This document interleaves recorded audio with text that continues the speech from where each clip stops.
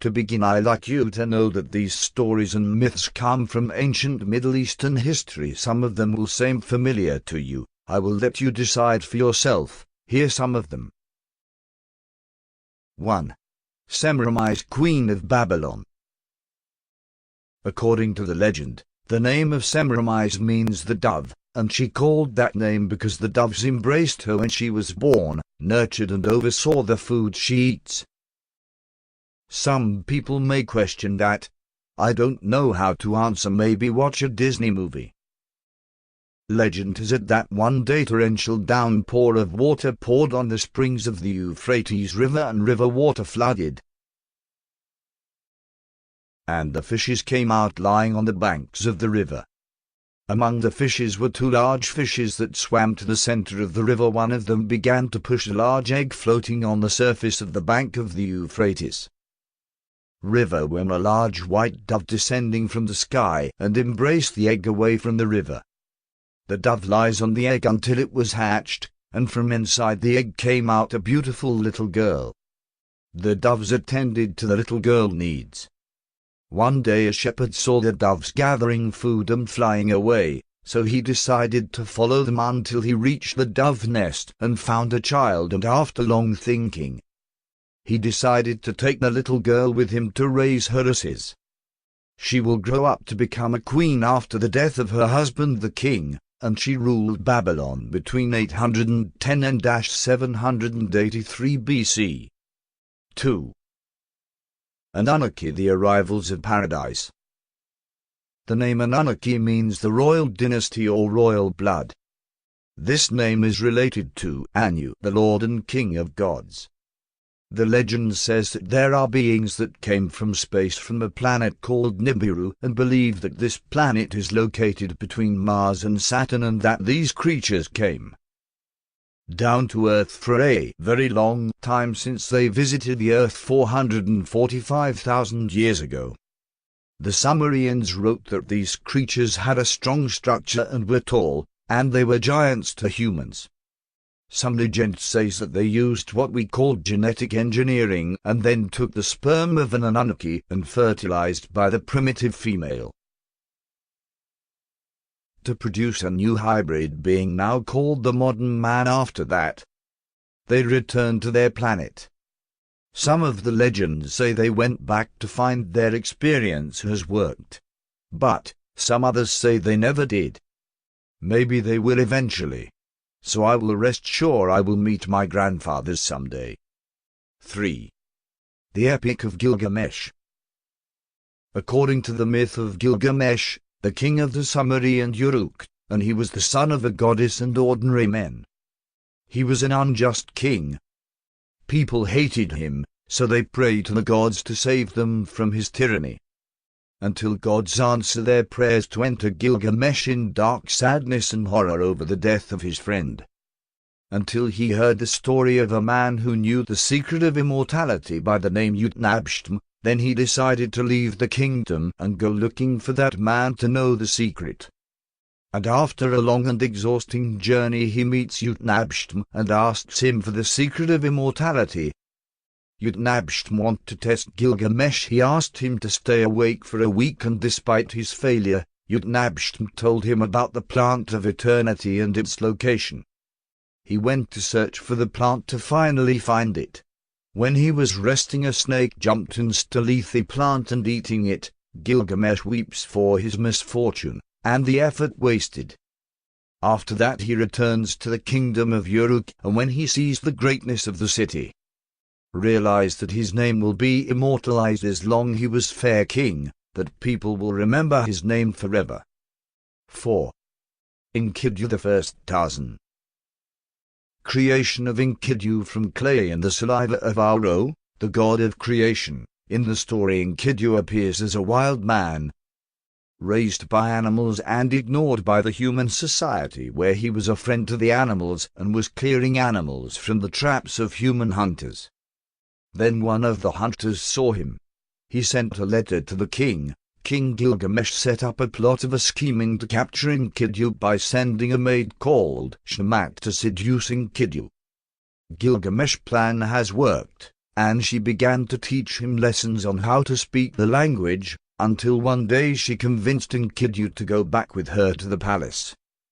And after knowing the king's trick, Enkidu was furious, so they did what every man would do when he got angry, wrestling. Gilgamesh won, and I don't know how they become best friends. The two embark on an adventure to the cedar forest behind the seventh mountain range, to kill Humbaba, the guard of the forest, which led to the wrath of the gods upon them. Enkidu was infected by a disease that led to his death at the end. 5. The Tantal.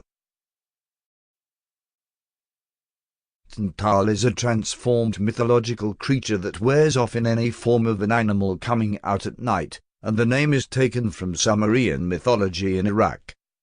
It is a name for a kind of jinn that got great fame, especially in Iraq.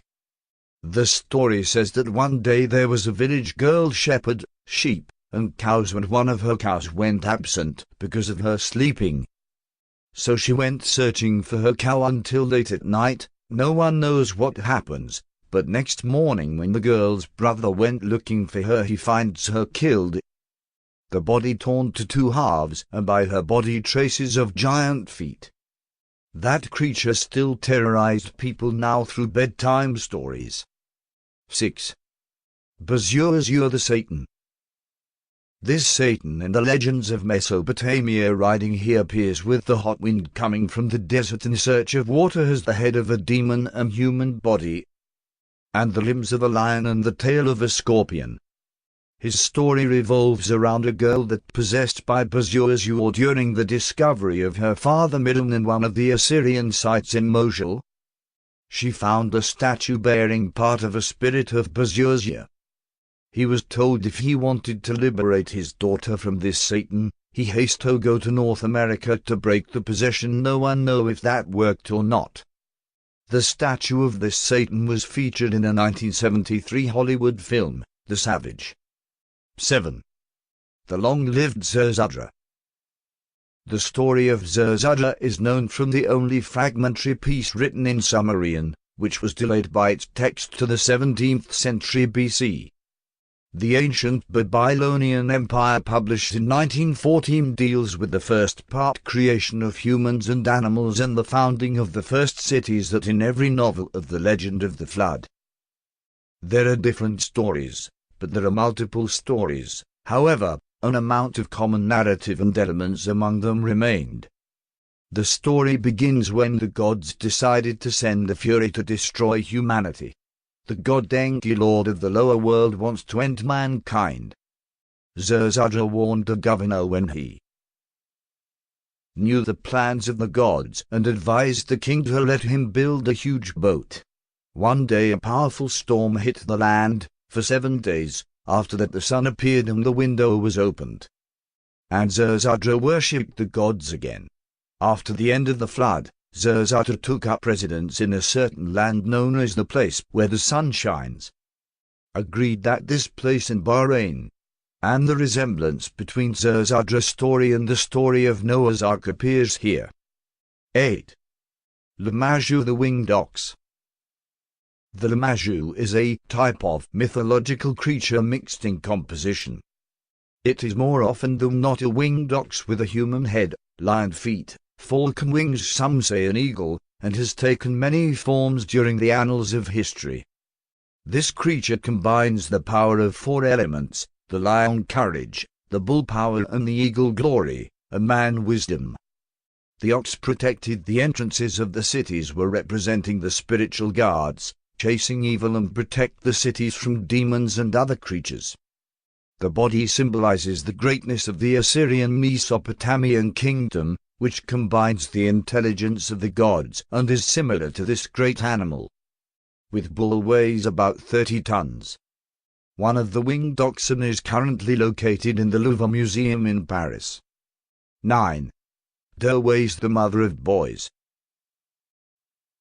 Her myth is widespread in Yemen and the Gulf states and southwestern Iran and Iraq. She is a woman gull, very ugly, married to men in the form of a cow, disguised as a beautiful woman, and she appears at night or before dawn, She kidnaps the men and marries them, and if they refused, she transforms them into animals and eats them. This legend intersects with the myth of socialism and culture, attributed to some folk tales to the jinn, has been accused of the kidnapping of many men, and is said to she has deathly cries. This story may remind you of the Shrek movie. 10.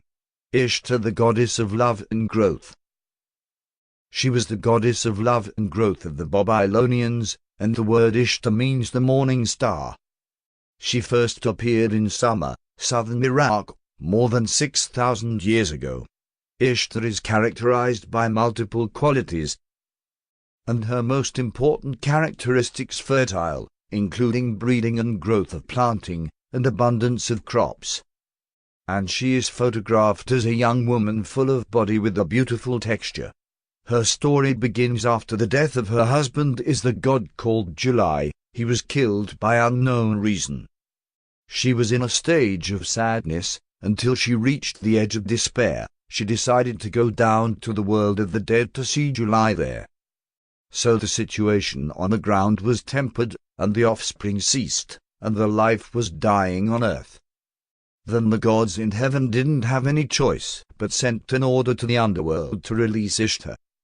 Ishtar returned to the land with her life return with July by her side. This story has been a major focus of the Babylonian religion for a long time. So you can say it's the story of Romeo and Juliet, but with a happy ending. Finally, I have to inform you that some of those stories and myths will not be found by using internet search.